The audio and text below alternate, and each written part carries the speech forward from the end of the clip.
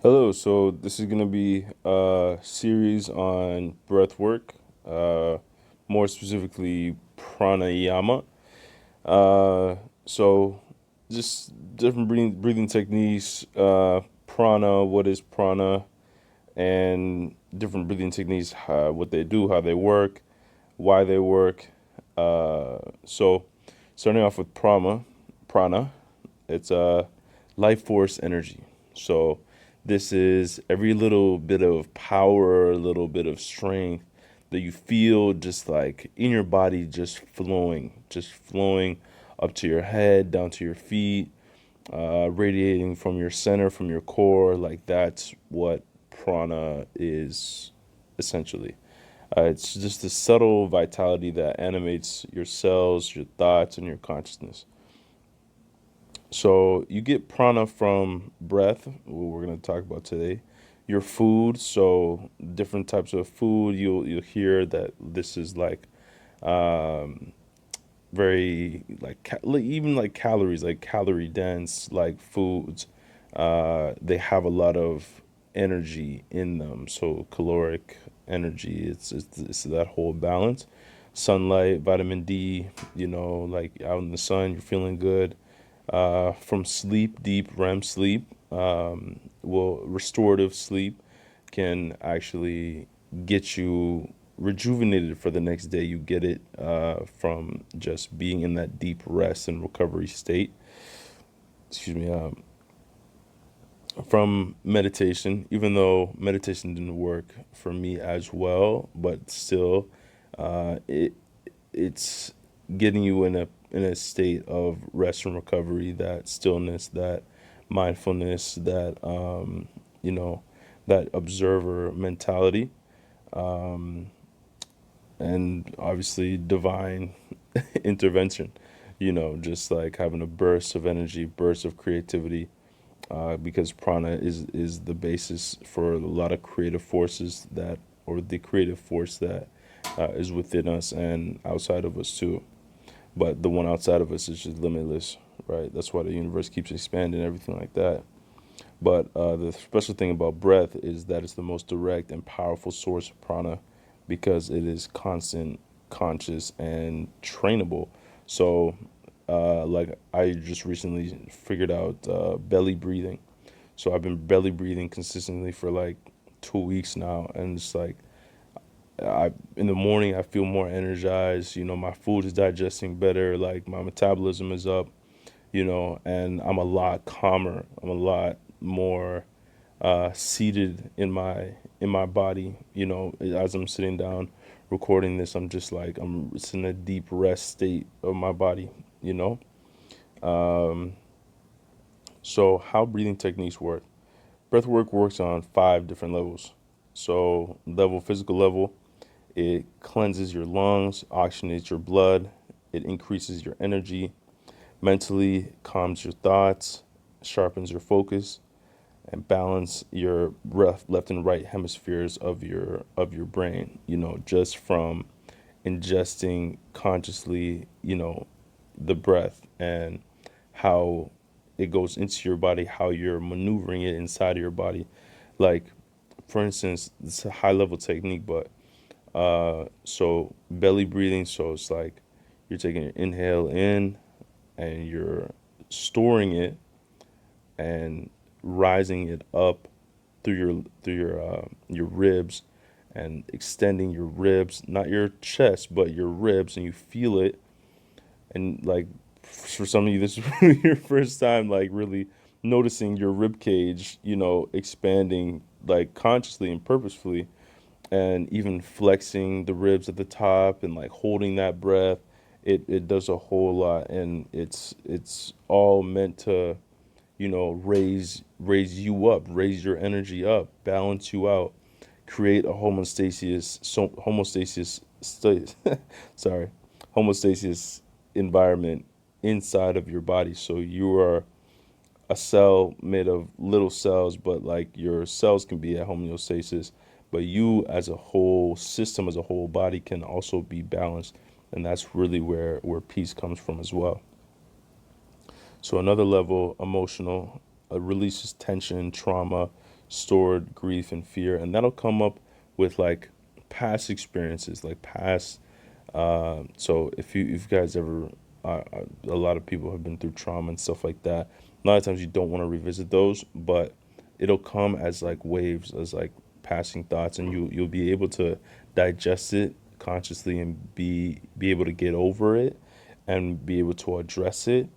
And even the small stuff like the awkward moments and stuff like that. So that's why I said in my previous video, like, yoga is a lot like it's just sitting in chaos.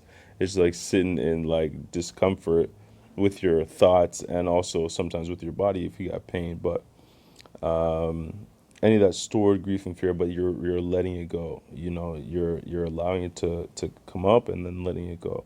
Not letting that torture you for longer than it needs to. Energetically, it activates your energy channels, and awakens your chakras. I'm sure that's a buzzword.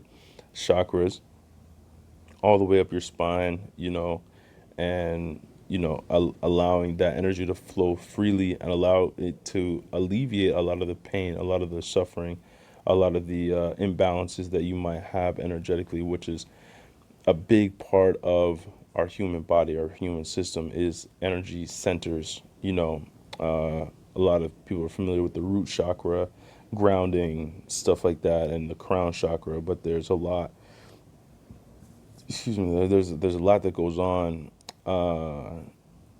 inside of our bodies at every waking moment of the day.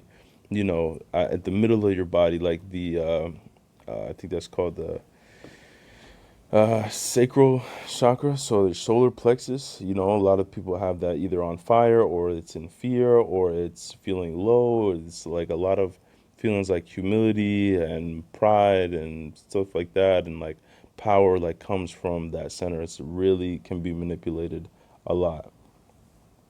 So spiritual, it expands your consciousness, opens gateways to bliss and stillness. So consciousness is basically your whole life experience. It's how you experience life is through your consciousness.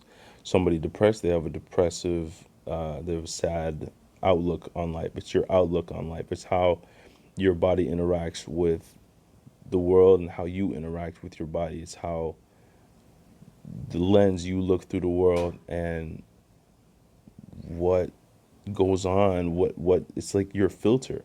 It's so many things. People a lot of time throw the consciousness word around, but like it's like, what does that mean? What does that mean? But we all know what it means when it comes to AI. It's like, oh, is AI conscious? It's like me. Like, is it, you can like, is it almost sovereign? Like, it can make its own decisions and go where it wants and think about what it wants to and talk and speak and think, right? So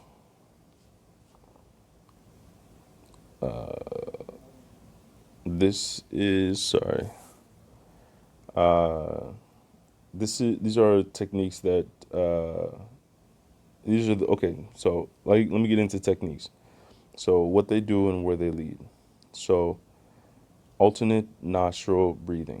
Inhale through left, exhale through right, and then switch. So this one is a bit easier to do. It looks a bit funny if you're doing it in public, so make sure you're not, just like you don't want to pray in public. Sometimes meditating in public gives it the same sort of like, okay, you got your prize sort of thing. Like, okay, this person's enlightened or trying to get enlightened or whatever. Just do it in your room, honestly, or just in a environment that's like conducive to that, to that mode of expression. So it opens your central channels.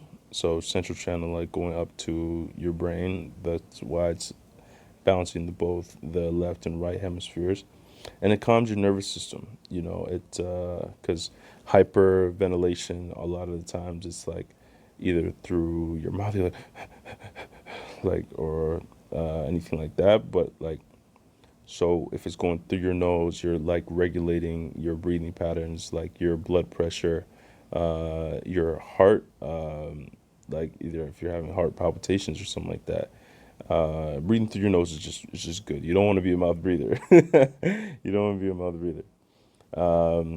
So this leads to mental clarity, chakra alignment, readiness for meditation. So this is like a prerequisite to like a deep state of peace and, just relax, bruh.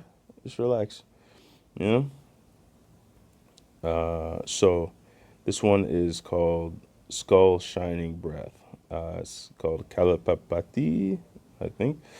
But what it does, it sharp exhales through the nose, or it's what it is the sharp exhales through the nose and passive inhales.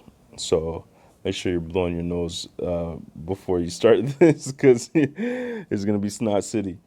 So, why it works is because it clears stale air from the lungs, because there's always a reservoir in your lungs after every breath of air, just keeping your lungs there afloat and like active, keeping your diaphragm, engaged to a degree. So, stimulates digestion and stimulates your brain as well because it's like, okay, this is exciting. What are we doing? This is like getting a lot of um, trauma out. This is getting a lot of, you know, dormant energy. Even the dormant air, it comes with a lot of dormant energy and a lot of past feelings, a lot of anxiety out. It's just like, it's a good reset, right? And that's why it burns toxins, mental and physical toxins out of your body.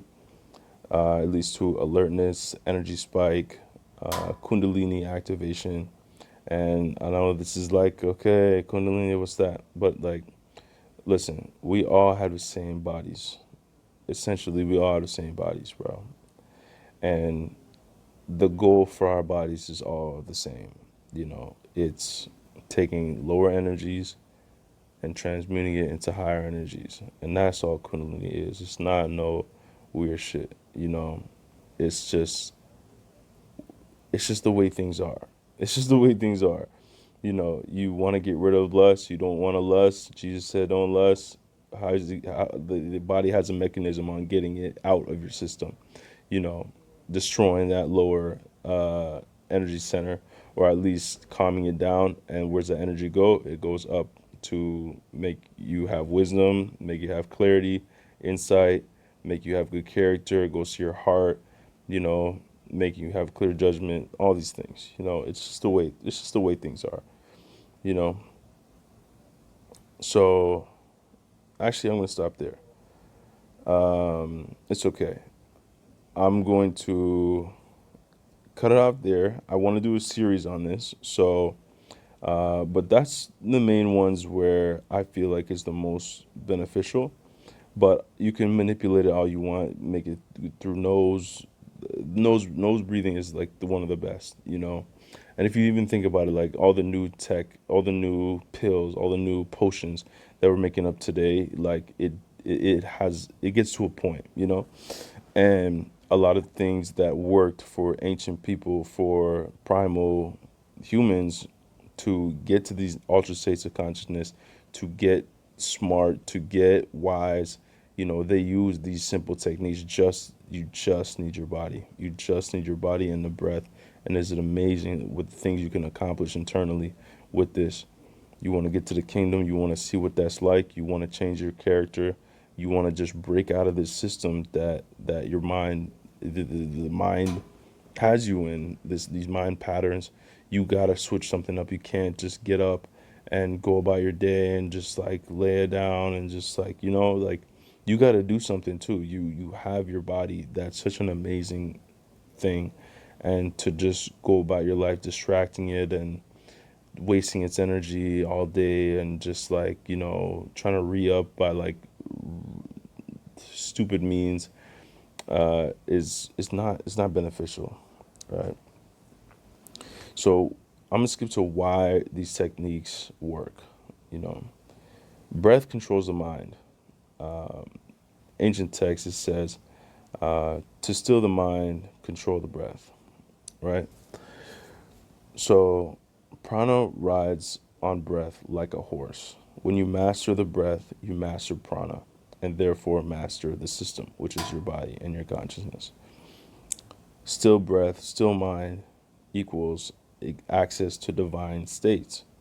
It's not science. This is just the architecture of consciousness. This is what we have been birthed into. This is just how things work, you know. So where does this lead you? Where's the steps? Where, like, how do you know that you're getting up there? You're getting up there. So for the beginner level, you have relaxation, energy, and a mood shift, which is a lot of people. That's all they want. That's all they can really ask for. It's like, relax me, give me enough energy in the day. I don't need coffee, and make me happy. Like, make me into a state where it's like I'm not always drowning in my emotions, right? So the intermediate state is mental clarity. That means like not a lot of chitter chatter in the mind. Your aura gets purified. People aren't feeling anxious around you. People want to be around you, and you can control your desires, your needless desires, and make them more pointed, more focused into what you really need to be getting into, or what's beneficial for you and beneficial for the people around you, like just altruistic, you know. So the advance is pranic healing powers, bliss body awakening, and divine contact. So why does this lead to such extremes? I'll tell you why. Because it's exponential growth. Oh, I love it. I love exponential growth. Like, as soon as I saw that one chart in like grade 11 math, like, and I was just like, bro, if it's real in the mathematical scene, in the physics scene, this term exponential, it's got to be real somewhere else. It's got to be real within the body, because we're just a microcosm, and like the world, the is just the macro. The universe is galaxies, is just the macro, right? And I wanted that so bad. I wanted to see what that was like, because I saw it with the working out and the nutrition, and like, just, oh, life would be so amazing, honestly. And bliss body awakening. So what is that? So that's basically the absence of lust and the increase of vitality. So behind the scenes of just desire and lust and everything like that is a dormant, like, good feeling. At least, like, I can speak from a man's perspective. I don't know how women feel. I believe we're all human. We're all human beings, but I only know from a man's perspective. Right. So the testosterone that we have flowing through our system is definitely feel good hormones. You feel like on top of the world. It's a very egoic ride, but still you have a feeling of just that inner power, And that inner power is a lot of the time taken over by sexual desire. And that sexual desire is really like a mask that, like, this good feeling plays in day to day life. You get up, you feel horny, you go to sleep, you feel horny. But it's like, imagine if you didn't have that horny feeling, but you just felt good. Your body was just activated. You just had energy, and that base energy is like a little fluttery, not anxiety fluttery, but like, just like a it's an ecstasy feeling. I can't even lie. It just feels amazing. You just feel radiated. You feel radiant. You feel pure. You feel like light is literally inside of you. It's definitely not darkness. Definitely not. It just doesn't make sense. Like, once you know it, it does not. Uh, it does not make sense to be the same thing. So, and mastery. Ooh, mastery. Immortality, light body, union with the supreme, self-sustaining energy, no food, no sleep needed. And I know that's a little bit dangerous, but it's like, bro, you're one of them ones after that. Anyway, so yeah, I hope you enjoyed that. I hope that was informative. I hope you guys took something away from that. Um, Tell me in the comments, like, if you guys tried it, if it works, if you tried it in the past, however you feel about it, skeptical, anything like that. I'll try to, you know, uh, try to respond to that. I will respond to that, in the best of my ability. Uh, so yeah, thank you.